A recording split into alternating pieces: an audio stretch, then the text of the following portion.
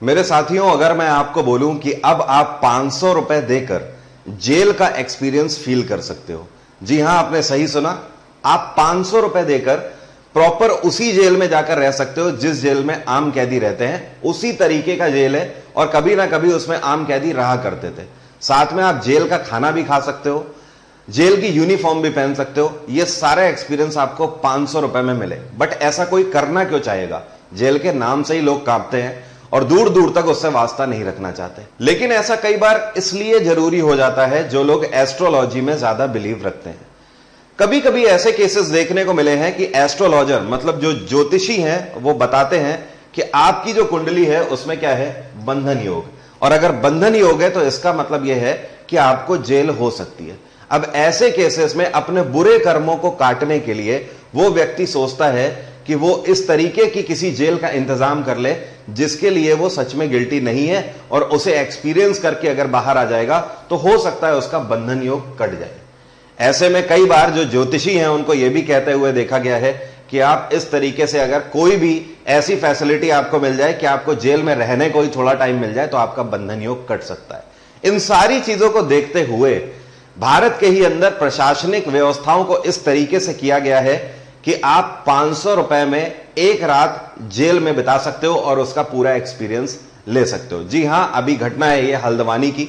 Haldwani jail जिसकी स्थापना 1903 में करी गई थी, वहां की प्रशासनिक व्यवस्थाओं के द्वारा आपको यह फैसिलिटी देने की अब पूरी कोशिश करी जा रही है। जी हां, ये वो जेल है जहां पर आप अगर अपना सर्टिफिकेट दिखाते हो एस्ट्रोलॉजर का, ज्योतिष का, कि हां उसने आपको बंधन योग के बारे में बताया है, तो नॉमिनल चार्जेस इसके लिए रखे गए हैं और यह है 500 रुपए। 500 रुपए देकर आप एक रात इस जेल में बिता सकते हो।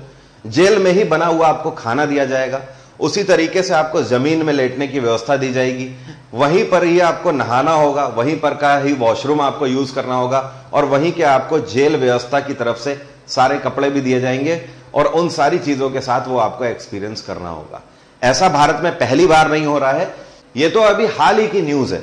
बट हां, इससे पहले भी ऐसा हो चुका है भारत में, और यह बात है तेलंगाना के अंदर एक डिस्ट्रिक्ट पड़ता है जिसको बोलते हैं संगारेड्डी।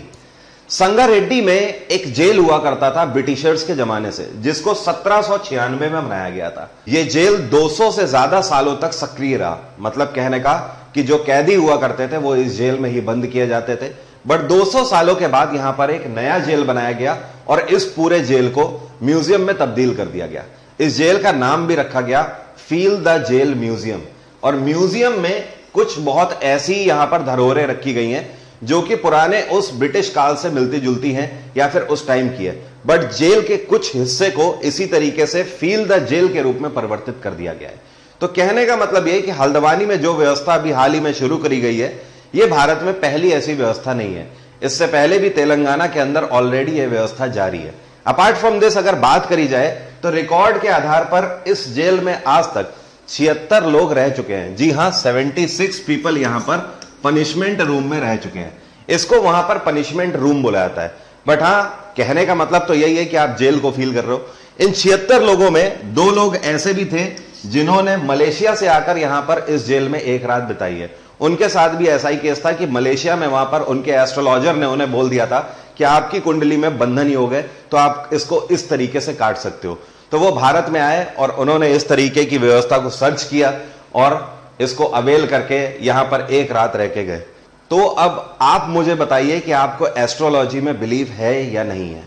आप ज्योतिष में मानते हैं या नहीं मानते हैं? अगर कभी भी कोई आपको इस तरीके का बंधन योग बताता है तो आप इस फैसिलिटी को अवेल करना चाहेंगे या नहीं करना चाहेंगे?